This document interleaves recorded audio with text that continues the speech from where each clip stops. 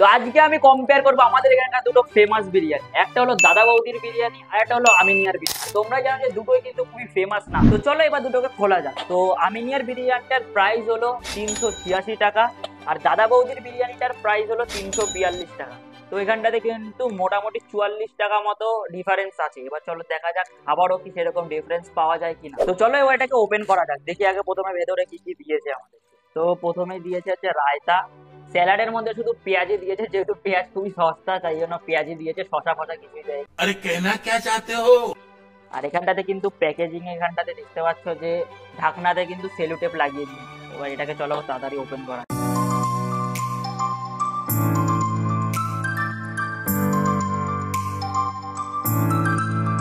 আর এটার কিন্তু সেন্ট যেটা বেরাচ্ছে সেটা কিন্তু খুবই সুন্দর গন্ধ বেরাচ্ছে।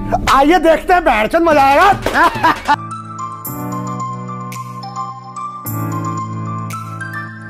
এর মধ্যে দেখতে পাচ্ছ এখানটাতে দিয়েছে হচ্ছে গিয়ে একটা মটন দিয়েছে, একটা আলু, ব্যাস। আর বিরিয়ানির কালারটাও কিন্তু খুবই সুন্দর। তো খেয়ে পরে দেখবো। এবার চলো আমরা দাদা বৌদির বিরিয়ানিটাকে ওপেন করে আর দেখি ওটাতে কতটা কোয়ান্টিটি দিয়েছে। তো চলো এবারে ওপেন করা যাক দাদা বৌদির বিরিয়ানিটা। তো এদের প্যাকেজিং এর মধ্যে কিন্তু স্যালাড দিয়েছে, এটার মধ্যে কিন্তু শশাও আছে। হ্যাঁ, এটাতে কিন্তু শশা দিয়েছে, अभी मजा आएगा ना भिड़ो। কিন্তু আমিনিয়াতে শুধু পেঁয়াজি দিয়ে দিয়েছে। আর একটা দিয়েছে হচ্ছে গিয়ে দাদা বৌদির স্পেশাল চাটনি। তো চলো এবার এটাকে ওপেন করা যাক। Audio Beat Preview.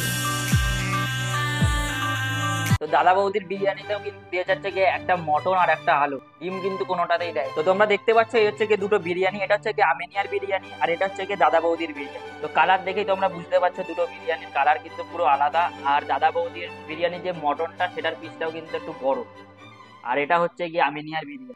এবার চলো দুটোকে খেয়ে টেস্ট করা যাক। তো দাদা বৌদির বিরিয়ানিটাতে কিন্তু ঘিয়ের পরিমাণটা একটু বেশি আছে, তো ঘিয়ের টেস্টটা বেশি পাওয়া যাচ্ছে না। তো তাহলে এবার চলো আমিনিয়ার বিরিয়ানিটাকেও খেয়ে দেখা যাক। তো দেখতে পাচ্ছি যে মটনটা আছে, মটনটা কিন্তু খুব একটা শক্তও না খুব একটা নরমও না। তো আমিনিয়ার বিরিয়ানিটা কিন্তু দাদা বৌদির বিরিয়ানির থেকে অনেকটা খেতে ভালো, কারণ এটাকে সবই ব্যালেন্স লাগলো।